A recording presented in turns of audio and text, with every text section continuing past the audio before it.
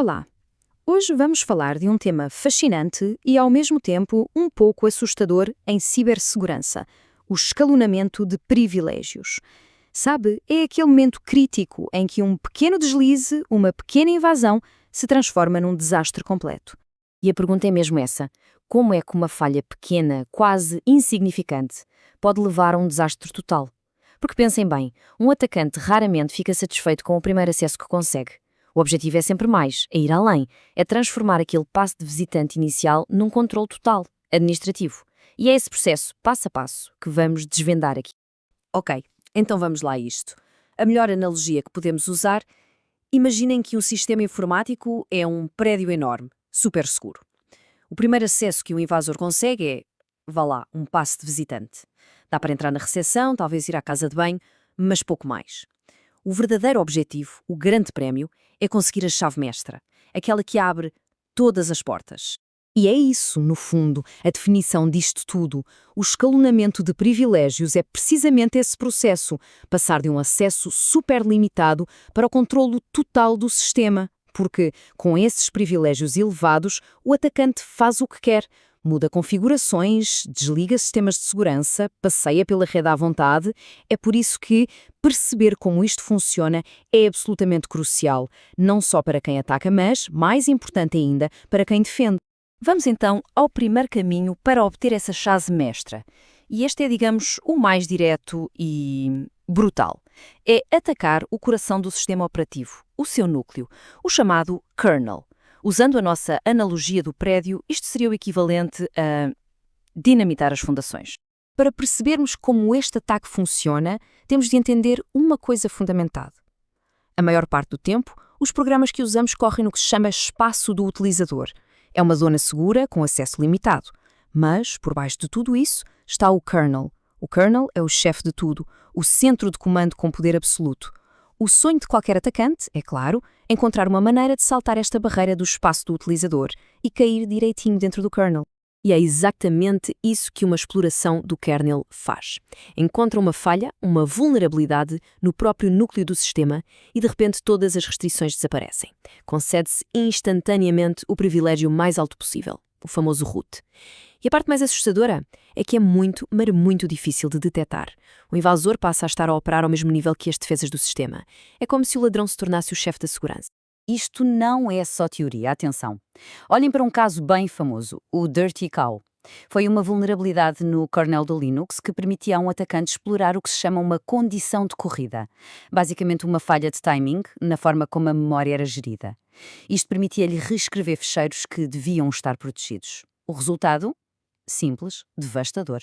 O atacante virava root, o dono do sistema. Muito bem, vamos agora para o segundo caminho. E aqui as coisas mudam um bocado. Se explorar o kernel é o ataque de força bruta, este método é mais subtil. É como encontrar uma porta que alguém esqueceu de trancar. E acreditem, é de longe um dos métodos mais comuns. E a culpa, quase sempre, é de um simples erro humano. O ponto-chave aqui é este. Ao contrário daqueles exploits super complexos do kernel, explorar uma má configuração não exige um gênio da informática. Muitas vezes é só uma questão de encontrar um erro administrativo básico, uma daquelas configurações padrão que vem de fábrica e que, ups, alguém se esqueceu de alterar. E os atacantes estão sempre à procura disto.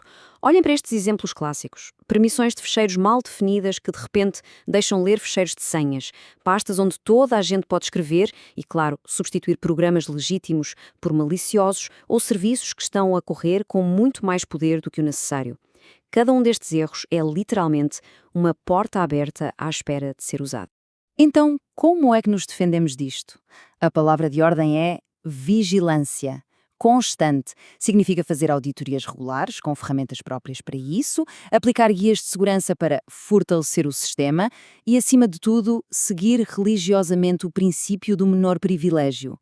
Ou seja, nunca, mas nunca, dar a uma conta ou um serviço mais poder do que aquele que é estritamente essencial para fazer o seu trabalho. Agora, o nosso terceiro caminho. Este é especialmente engenhoso. Em vez de arrombar a porta, o atacante convence uma ferramenta de confiança do próprio sistema a abrir-lhe a porta, por dentro. É um truque muito inteligente. Para percebermos este truque, temos de falar sobre o BitsUID. É uma permissão especial em sistemas como o Linux. Pensem nisto.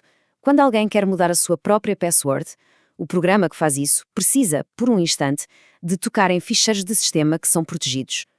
O SUINI permite isso. Faz com que um programa corra com as permissões do dono do ficheiro, que muitas vezes é o root, e não com as permissões de quem o está a executar. É uma ferramenta super útil, mas como vamos ver, é uma faca de dois gumes. E o processo de ataque é brilhante na sua simplicidade. Primeiro, o atacante varre o sistema à procura de todos os programas que têm esta permissão especial SUID. Depois, identifica um que seja vulnerável, talvez uma versão antiga de uma ferramenta de rede, por exemplo. Por fim, exploram uma funcionalidade desse programa para chamar um terminal, uma linha de comandos. E como o programa original pertencia ao root, adivinhem quem é o dono desta nova linha de comandos. Exato. O resultado? Acesso root imediato. A defesa aqui é toda sobre minimizar a superfície de ataque, ou seja, minimizar a confiança. O ideal é reduzir ao máximo o número de programas com permissão SUID. Depois, auditar regularmente os que realmente têm de existir. E, por fim, usar ferramentas como o AppArmor ou o CellLinux, que são como polícias que controlam rigorosamente o que cada aplicação pode e não pode fazer no sistema. E chegamos ao nosso quarto e último caminho. E este é, o clássico dos clássicos. Se não dá para arrombar a porta nem para enganar o porteiro, por que não simplesmente roubar as chaves? Este método foca-se em obter e decifrar as credenciais dos utilizadores. Nos sistemas Linux, as credenciais estão guardadas basicamente em dois ficheiros. Um é o /etc/passwd, que tem a lista das contas. Este é visível para toda a gente. Mas o verdadeiro tesouro, a joia da coroa, é o /etc/shadow. É aqui que estão as passwords. Bem, não as passwords em si, mas as suas versões cifradas, uma espécie de impressão digital matemática, a que chamamos hash. E este ficheiro, como é óbvio, só o root pode ler. A partir do momento em que um atacante consegue uma cópia desse ficheiro shadow, o jogo muda. Ele leva esses restos para a sua própria máquina e começa o trabalho pesado. Usa ferramentas superpotentes como o John the Ripper ou o Hashcat para tentar adivinhar as passwords originais longe do sistema-alvo. Se as passwords forem fracas, este processo pode ser assustadoramente rápido. E cada password descoberta é mais uma porta que se abre. A defesa aqui, bem, é a higiene digital básica, mas é absolutamente fundamental. Primeiro, ter políticas de passwords fortes, para tornar o processo de adivinhar muito, muito mais difícil. Segundo, restringir ao máximo quem tem acesso root. E terceiro, claro, monitorizar ativamente quem anda a tentar ler estes ficheiros tão sensíveis. Ok, exploramos estes 4 caminhos, então o que é que tiramos disto tudo? A conclusão é que uma defesa eficaz nunca depende de uma única solução mágica. Não há uma bala de prata. Trata-se de construir uma verdadeira fortaleza digital, com várias camadas de proteção, uma atrás da outra. E, no fundo, as prioridades de defesa mapeiam diretamente os ataques que vimos. Temos de aplicar patches de segurança ao kernel para fechar a porta aos exploits. Temos de fazer auditorias constantes para encontrar e corrigir más configurações. Temos de minimizar e monitorizar os programas SUID. E, claro, temos de ter uma gestão de credenciais à prova de bala. É um resumo simples, não é? Mas é muito poderoso. 4 táticas de ataque principais, 4 estratégias de defesa correspondentes. Isto mostra que a segurança não é uma coisa que se faz e está feita. É um processo contínuo. É um jogo de xadrez que nunca acaba, entre quem ataca e quem defende. E esta ideia é perfeitamente captada por esta citação.